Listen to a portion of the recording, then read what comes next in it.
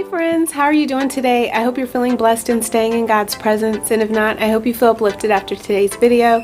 If you're new here, welcome to His Princess Christian community, where we read a chapter of the Bible every day and then discuss it afterwards and in the comments below. Don't forget to like and subscribe. It really helps the channel grow and it opens the door for more people to join our community. And while you're at it, check out the description box. We got a lot of great stuff in there. So today we're reading Mark chapter 14, but before we get started, I want to say a prayer if you wouldn't mind bowing your heads with me.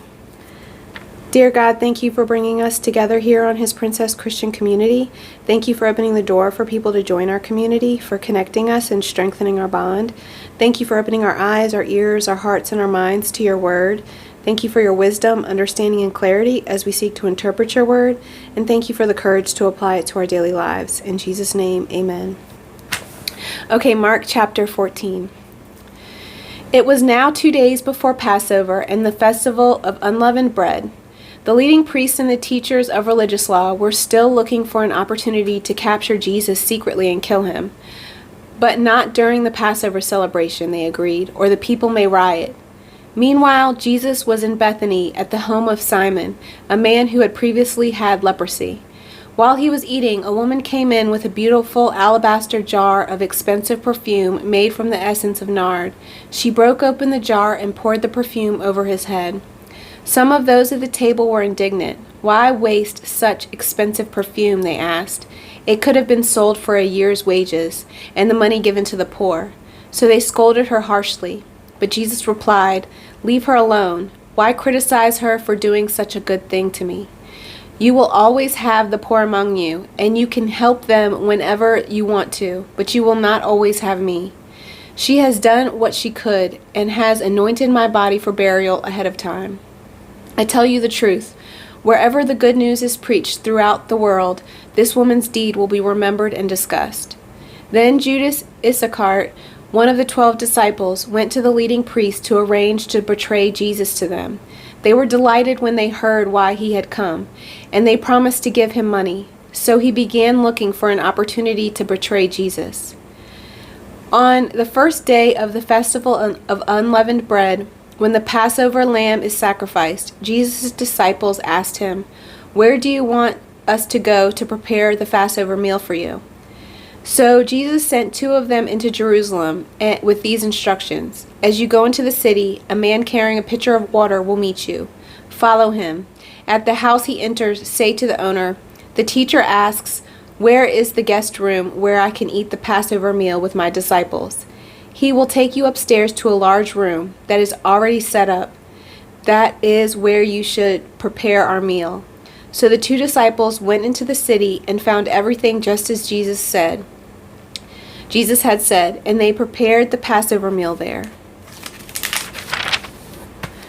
In the evening, Jesus arrived with the 12. As they were at the table eating, Jesus said, "I tell you the truth. One of you eating with me here will betray me." Greatly distressed, each one asked in turn, "Am I the one?" He replied, "It is one of you 12 who is eating from the bowl with me. For the Son of Man must die, as the Scriptures declared long ago. But how terrible it will be for the one who betrays him. It would be far better for the man he had never been born. It would be far better for that man if he had never been born." As they were eating, Jesus took some bread and blessed it. Then he broke it in pieces and gave it to the disciples, saying, "Take it, for this is my body." And he took a cup of wine and gave thanks to God for it. He gave it to them, and they all drank it. And he said to them, "This is my blood, which confirms the covenant between God and his people. It is poured out as a sacrifice for many. I tell you the truth, I will not drink wine again until the day I drink it new in the kingdom of God." Then they sang a hymn and went out to the Mount of Olives. On the way, Jesus told them, "All of you will desert me. For the Scriptures say, God will strike the shepherd, and the sheep will be scattered. But after I am raised from the dead, I will go ahead of you to Galilee and meet you there." Jesus said to him, "Even if everyone else deserts you, I never will." Jesus replied, "I tell you the truth, Peter. This very night, before the rooster crows twice, you will deny 3 times that you even know me." "No," Peter declared emphatically. Even if I have to die with you, I will never deny you." And all the others vowed the same. They went to the olive grove called Gethsemane, and Jesus said, "Sit here while I go and pray." He took Peter, James, and John with him, and he became deeply troubled and distressed. He told them, "My soul is crushed with grief to the point of death. Stay here and keep watch with me." He went on a little further and fell to the ground. He prayed that, if it were possible, the awful hour awaiting him might pass him by. "Abba, Father," he cried out, "everything is possible for you. Please take this cup of suffering away from me, yet I want your will to be done, not mine." Then he returned and found the disciples asleep. He said to Peter, "Peter, Simon, are you asleep? Couldn't you watch with me even 1 hour? Keep watch and pray so that you will not give in to temptation. For the spirit is willing, but the body is weak." Then Jesus left them again, prayed the same prayer as before. When he returned to them again, he found them sleeping, for they couldn't keep their eyes open, and they didn't know what to say. When he returned to them the third time, he said, "Go ahead and sleep. Have your rest. But no, the time has come. The Son of Man is betrayed into the hands of sinners. Up, let's be going. Look, my betrayer is here." And immediately, even as Jesus said this, Judas, one of the 12 disciples, arrived with a crowd of men armed with swords and clubs. They had been sent by the leading priests and teachers of religious law and the elders. The traitor Judas had given them a prearranged signal. "You will know which one to arrest when I greet him with a kiss. Then you can take him away under guard." As soon as they arrived, Judas walked up to Jesus. "Rabbi," he exclaimed, and gave him the kiss. Then the others grabbed Jesus and arrested him. But one of the men with Jesus pulled out his sword and struck the high priest's slave, slashing off his ear. Jesus asked them, "Am I some dangerous revolutionary that you come with swords and clubs to arrest me? Why didn't you arrest me in the temple? I was there among you teaching every day.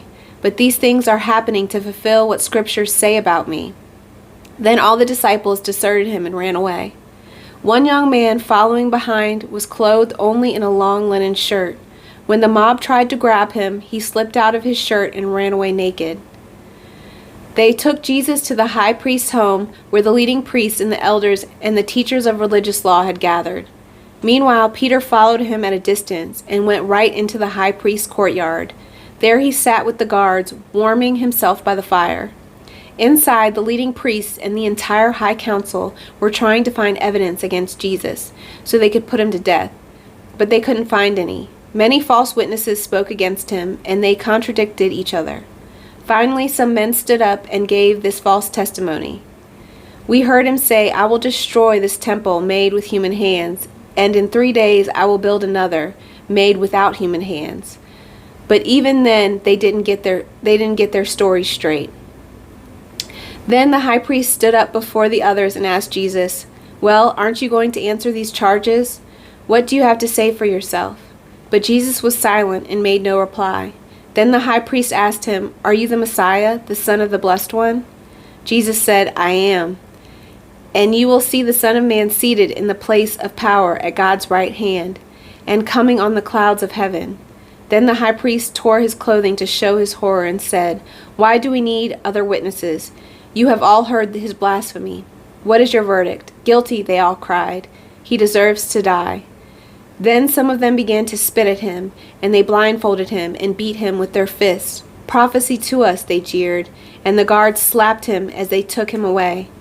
Meanwhile, Peter was in the courtyard below. One of the servant girls who worked for the high priest came by and noticed Peter warming herself at the fire. She looked at him closely and said, "You are one of those with Jesus of Nazareth." But Peter denied it. "I don't know what you're talking about," he said, and he went out to the entryway. Just then a rooster crowed.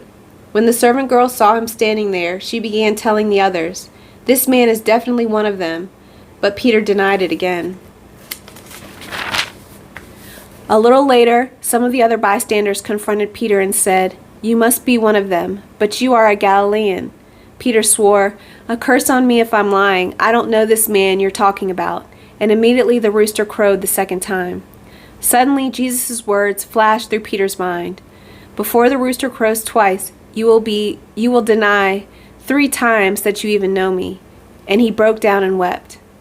Amen. So what did you think of Mark chapter 14? I'm interested to hear about it in the comments below. Let me know what your insights or interpretations were on the chapter. Maybe comment your favorite verse, or just say hi and let us know that you're part of the community. And if you need prayer, make sure you're putting that in the comments too, so we can pray together as a community. And if you've been blessed, let us know so that we can rejoice with you. Okay, so this is a long one, so bear with me. It starts out where Jesus is anointed at Bethany, and I wrote up to the side, do what you can to honor Jesus. So again, a lot of people may not agree with what you're doing. They may not agree with your lifestyle or your choice or how you choose to honor God. So maybe you don't have money to, go out and party the way some of your friends do, or, spend frivolously and freely because you're giving to God of your tithing. Or maybe you don't go to the club like some of the other people that you know because you'd rather go to church. Do what you can to honor God, and don't worry about what other people are saying about it, even other Christians. So it says some of the people at the table were indignant. Why waste such an expensive perfume? So people may not agree with you, like, why are you spending so much on this when you could be doing this, giving some of that money to the poor? And, a lot of the times people don't really understand some of the choices that God has maybe asked you to make, or that you're making for God. That is between you and God. So don't let other people discourage you from some of the choices that you make, or try to make you feel guilty about, what you're doing or how you choose to live your life. Do what you can to honor God. Just don't do as Judas did and sell out. So the next section says, Judas agrees to betray Jesus, and I wrote off to the side, sell out. They were delighted when they heard why he had come. They promised to give him money, so he began looking for an opportunity to betray Jesus. So just know there may be people in your life that are willing to sell out in order for money. So they're willing to betray you easily, just for instant gratification or satisfaction. So maybe somebody is, constantly bullying you or talking bad about you. They're doing that for their own gratification and happiness. So just know that there's going to be people like that in your life. Just because, Jesus was Jesus, and just because he was Jesus didn't mean that there weren't those types of people in his life. But he still washed Judas's feet. He still allowed Judas at his table, but he knew this is the type of person that he is, and he even warned him about it, but we'll get to that in a minute. So just know that you may have sellouts in your crowd or in your circle. So just ask God for that discernment to know who it is in your circle that's like that, and just ask God to give you the heart of Jesus in how you deal with them. Ask God to give you the right words to say to them to maybe turn their heart. So maybe they still have an opportunity. See, Judas used his last opportunity and ended up, I think he committed suicide, right? Not positive about that. He either committed suicide or they killed him, and then took the money and threw it into the pot and put it into the potter's field or something like that. If you know that story by heart, you could put it in if you have a chance to look it up, put it in the comments below. So Judas didn't have another chance, but a lot of us do. So we need to make sure that we're not being sellouts. We're not selling our soul to the enemy in order for instant gratification, in order for a come up, monetarily. So maybe you are willing to dress a little bit more impurely because it's the in trend. It's what's trendy now. So are you selling out? Because of of this world? Just something to think about. I hope that made sense. So don't be a sellout. Don't sell out your soul. Don't sell your soul to the enemy for any kind of come up, for any kind of instant gratification. Trust in God. So then the next section is the Last Supper.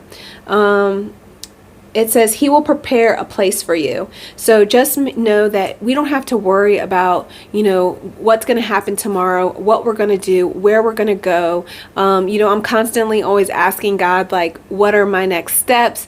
What do I need to do? But God is just constantly telling me, just do what I'm asking you to do right now. Don't worry about later, because I'm preparing a place for you. The place is going to be prepared for you. All you have to do is sit down and praise me. Just follow my instructions, obey my commands, and continue to praise me.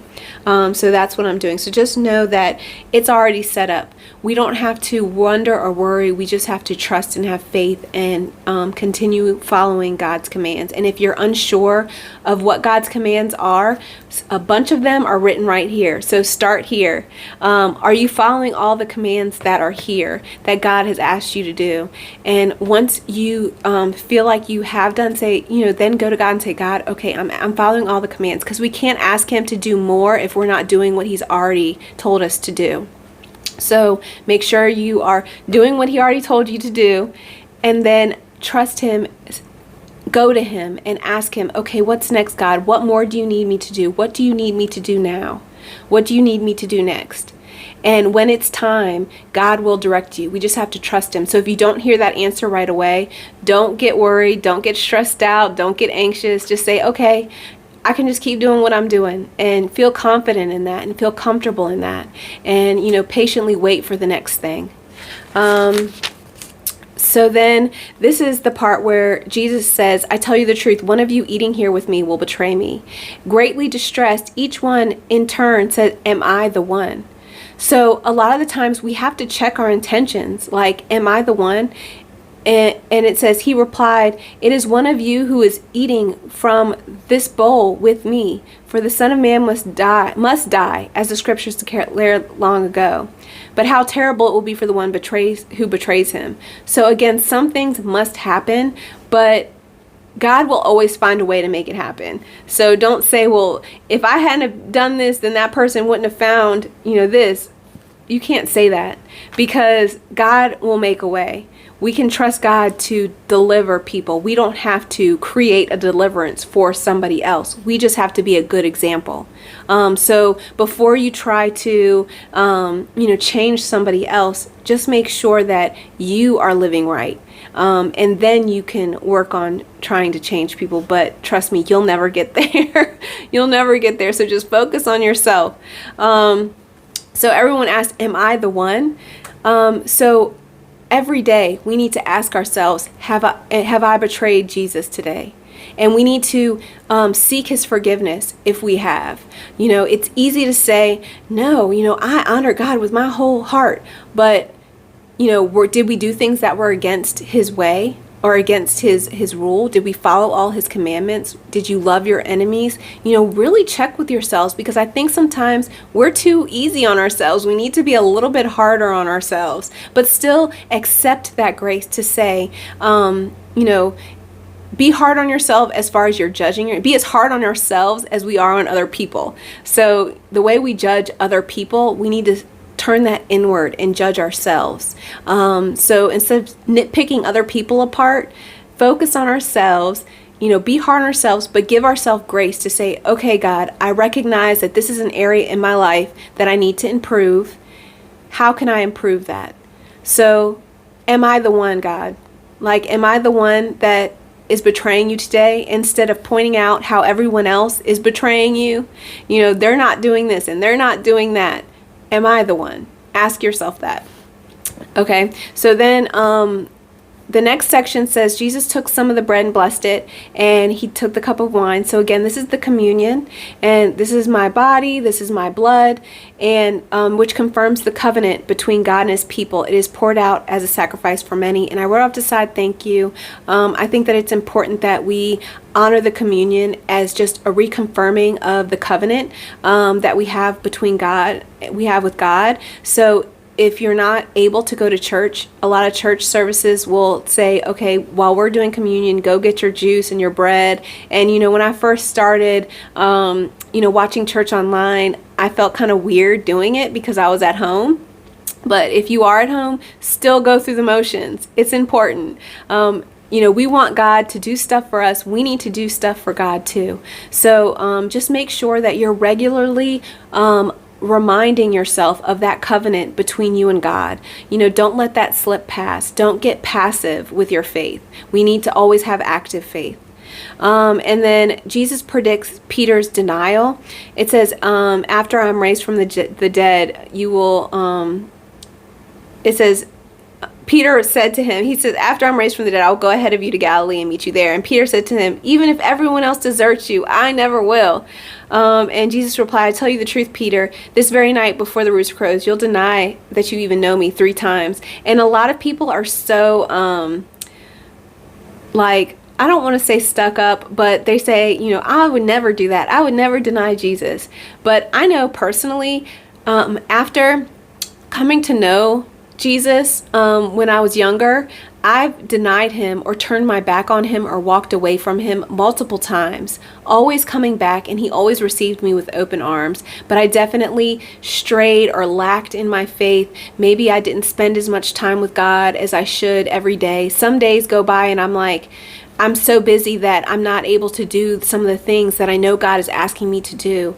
And to me, that's almost the same thing as Peter did. So we can't always look at Peter and look down upon Peter for how he acted, because I'm sure that a lot of people deny God every day without really even knowing it. So maybe at work, you're worried about what other people think. So sometimes maybe you gossip or talk about things that you shouldn't talk about. That is betraying Jesus. That is denying Jesus, because you're doing something that Jesus wouldn't ask you to do, that Jesus doesn't want you to do. So I think that it's just important for us to remember that. Give yourself grace always, but just start to pay attention to that. Start to notice that in your life, and be aware, am I the one, So, there's different kinds of betrayal. There's the kind that Judas did, and where you're just a sellout, you're selling your soul. And then there's the kind that Peter did out of weakness. We are all human. We are all living in weakness. So you just need to know the difference. Are you selling your soul? Do you know exactly, or are you, just suffering from human weakness? But we need to still, either way, we still need to check in, because if you're still living, if you're still alive, you still have a chance to repent, confess, and to change. Just keep that in mind. And then, the next section is Jesus prays at Gethsemane, and I wrote aside, let God's will be done. I always like to remind myself when I read this that he says, everything is possible for you. Please take this cup of suffering away from me, yet I want your will to be done, not mine. I'm always asking God to take away the things that ail me, the things that hurt me, the trouble, the pain, the sorrow. But sometimes that's not his will for me. And we just have to know sometimes that it's okay to ask God to take these things away from us, to change our situation or our circumstance or our life. But we have to understand that if he's not doing it, it's because he's allowing it to continue for a purpose. And his purposes are always good. And as long as they're serving his purpose, he will allow it to continue. So we need to have trust in that, and then turn to him and say, okay, God, show me the purpose in this. Show me how this is good for me. Show me the truth, your truth in this situation. And then he kept returning and found the disciples asleep. And he said, couldn't you watch with me even for 1 hour? So sometimes you're going to feel alone. You're going to feel like you don't have anyone. You're going to feel like people are far away from you, that people are sleeping while you're going through all this. It's like, how can you sleep while I'm going through all this? How can you just let this happen? But we have to just trust God in those situations and know it says keep watch and pray so that you don't give in to temptation. So sometimes it's important to see other people going through things so that you don't go through the same things, instead of just sitting back and allowing it to happen to somebody else. So make sure you're keeping watch, you're paying attention to what's going on so that you don't have those things, so you don't fall into that temptation. Don't be so quick to just sleep through what's going on in the world and fall asleep to that temptation. Sometimes it's so easy to just fall into the world, watch whatever is put in front of you, and just be numb to what's going on, and then fall into that same temptation to yourself. I always talk about the world will desensitize you to things to where you end up sinning and you don't even realize it. So for the spirit is willing, but the body is weak. So just keep that in mind. It's easy when you're in church and you're up and you're high on your faith to be like, I'd never do that. But the body is weak. That's your spirit talking, and the body is weak. So we need to stay alert and be on guard. And then, then we go into when Jesus is being betrayed, and it says, he even healed those trying to arrest him. So just keep in mind that even the people who are hurting you, you might be able to help by showing them God. And, I try to keep that in mind when people are bullying me, or when, I'm feeling hurt by others. I try to remember that my actions and my response may heal them and may help them. And I think that it's important. The disciples, cut off somebody's ear, I think, and, did all this thing, they were angry and upset, but Jesus's response was completely different. And that's the way we need to think and get better at. And it's not something that happens overnight. I know people are like, as soon as you come out the water, you're a new creation and you should not do any of those things ever again. That's the thought, especially amongst unbelievers. They look to people and think that as soon as somebody gets baptized, or as soon as somebody offers, praise for their salvation, that they'll never sin again. But none of us will ever be sinless. We'll never be sinless. We will always sin. We will always fall short. But that's where the grace of God comes in. And it's important to remember that, and not to try to make people feel bad when they fall short. So, in this situation, just remember that your response may change how somebody else is healed. So then the next section is Jesus was before the council. And I highlighted, but Jesus was silent and made no reply. Just sometimes remember, silence is the key. And I had posted this on my Instagram. I don't believe it was in Mark, but it was in Matthew, when Jesus was silent and somebody responded, death and life is basically in the tongue.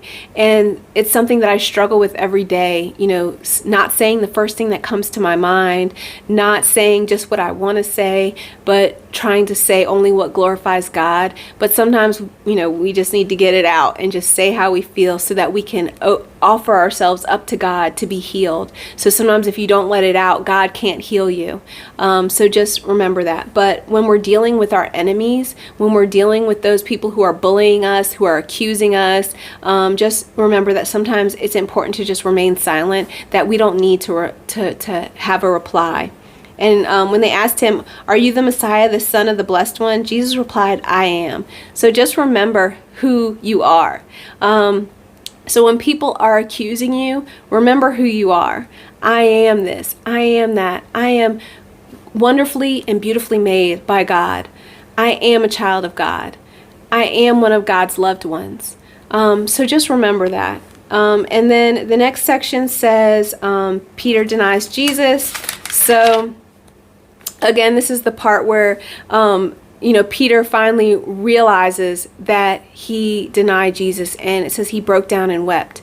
So although we may say, "I'll never do this again, I'll never do that again," just know that sometimes our bodies are weak and we may fall into that sin again. But as soon as you realize that you've sinned, because God will make you aware of it. So Jesus told him before the rooster crows, if he had never said, "Before the rooster crows 2 times, you'll deny me," if he had never said that, then Peter might not have actually realized what he was doing, that he was betraying Jesus. Because right then he was just feeling insecure in his faith. He was feeling insecure in who he was, because he was seeing what was happening to Jesus. So in this case, just remember that sometimes we might not realize it, but God is always going to reveal it to us, that what we have done. So, God's not just going to let you keep going on. So when you have that thing, or, you just have to ask yourself, is this really me? Am I the one? There's that, am I the one? That's that thing. Am I the one? So just ask yourself, am I the one? And then when you realize that you are, that you have done it, do what Peter did. It says he broke down and he wept. So just break down, pray to God, ask him for your forgiveness, and trust in his grace. He realizes that your body is weak and he's trying to strengthen your spirit. So we just need to allow him to. So that's my interpretation of Mark chapter 14.